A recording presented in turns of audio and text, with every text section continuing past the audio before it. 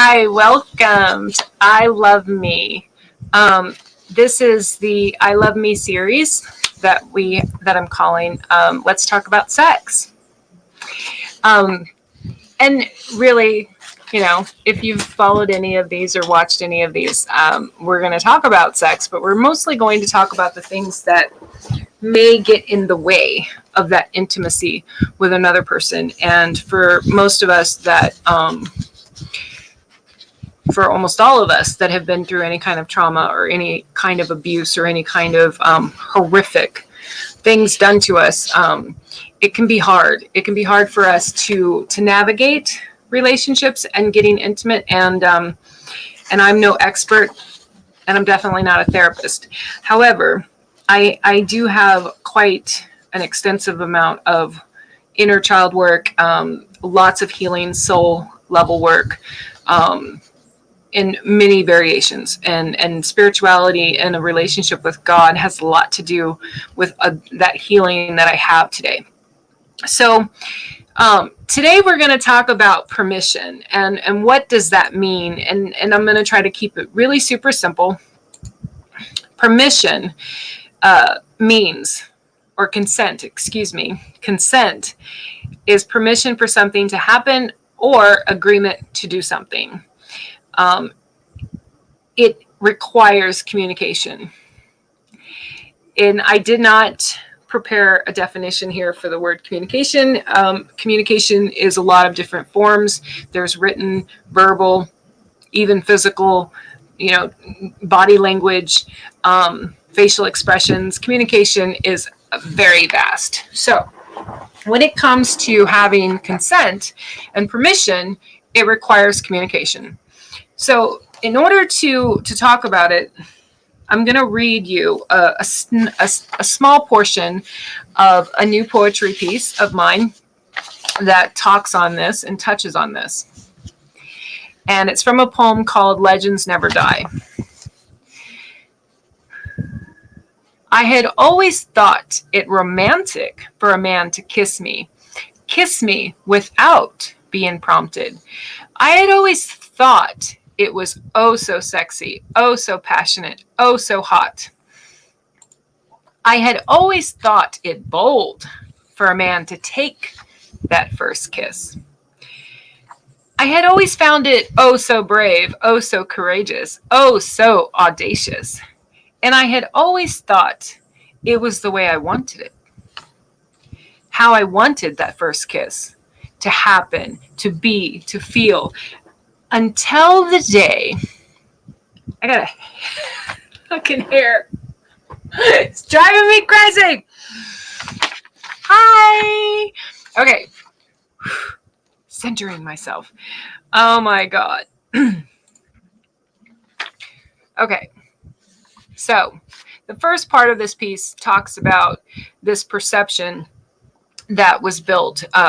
In many cases, depending on what soul level work you may do, you might hear the word programming. Our brain and our mind is very programmed from a very, very young age. And it has a lot to do with how we perceive ourselves, how we perceive relationships should be, those kinds of things. And so this first part of the poem talks about that. It talks about how that's what I thought I wanted. That's what I thought I really wanted. Until the day a man came along, and this man stood before me, locked eyes with mine, and he asked for permission. Asked if he could kiss me. He asked first. And it was at that moment, in that second, I realized I had never really been turned on before. Ever.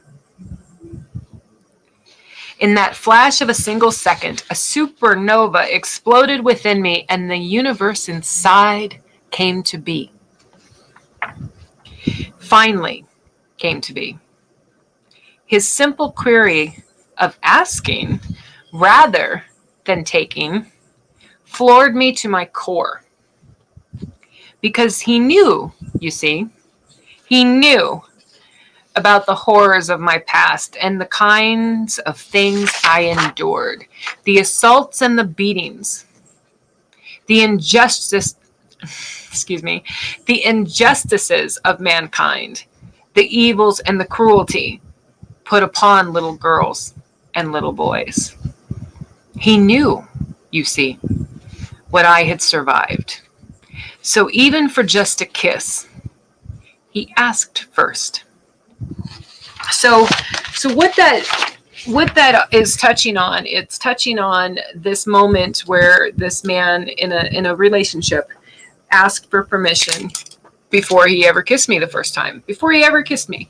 And I mean, I may have had someone ask me before. I don't know. I don't remember. I definitely remember that. And I remember the distinct difference in how it made me feel. And it probably, I think why it stands out more than anything is part of what this last part talks about, where he knew, like he was one of my followers on the Diva page. It was one of the first places we actually met each other. And we like, I don't know his history. He never shared it with me, so I can't speak to him, to his place, his experiences. But he knew about mine.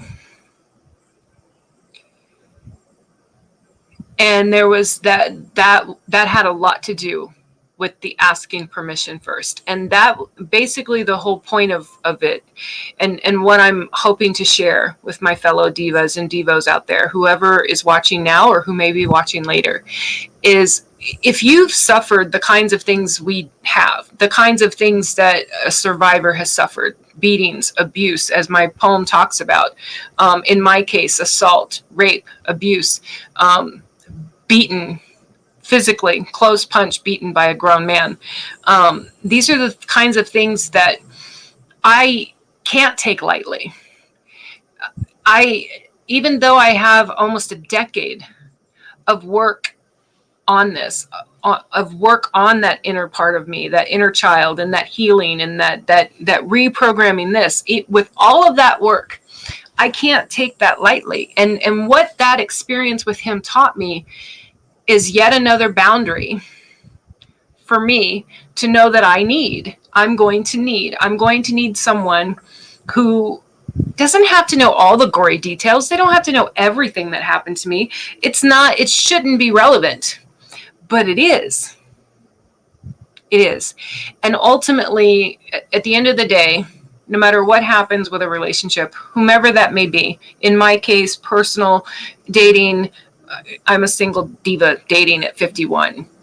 Okay, technically I'm not fucking dating at all right now. But that's a whole nother talk for a whole nother day. And I'm just going to summarize it for you, summarize it for myself. When it comes to allowing someone to have access, what I choose to know in my heart and choose to try to practice is that access to me physically, access to my body, access to my heart, access to my time even, it is never going to be something I will take lightly again. I have taken too much time, or I've spent far too much time and far too much work. I've done so much work, so much diligent perseverance. And for me, very God-centered living, God-conscious-centered living, to get to a point that I'm at today, where I'm at total peace with myself.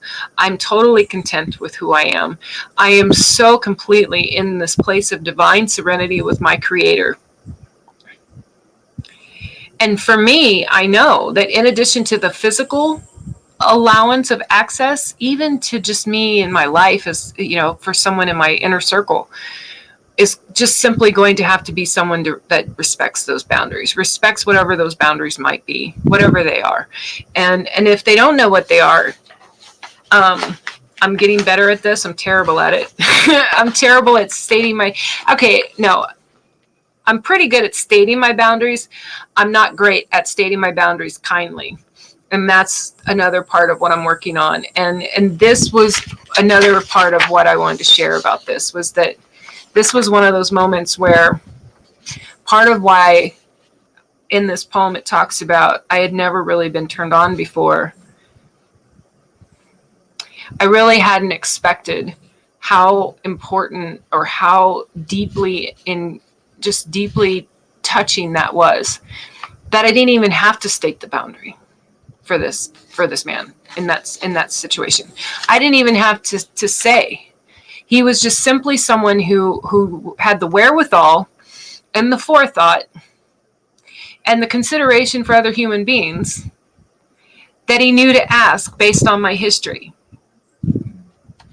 That is definitely something to put on that list of who may be the Devo, the warrior of God. Who may that be that my Creator has in mind for me? It may be no one. My entire rest of my existence and life and purpose may simply be to do this, to experience what I experience and share that experience with other women and men, or whatever you identify gender-wise. And hopefully, maybe one day, someday, if you're in a situation that's similar to what I've shared about, it helps you somehow. And if I can do that, if I can just have one moment on any given day to have helped one person, then my purpose here is done. I've met my daily purpose, my Diva daily living purpose. All right. So with that, I will sign off. And if you get to watch this later and you have any questions or any comments or feedbacks, please send them my way. Definitely keep me in your thoughts and in your prayers. And I definitely, as always, will have you in mind. And I love you. Be good to you. Be good to my people. Be good to my friend today, which is whoever's hearing me say those words. I love you.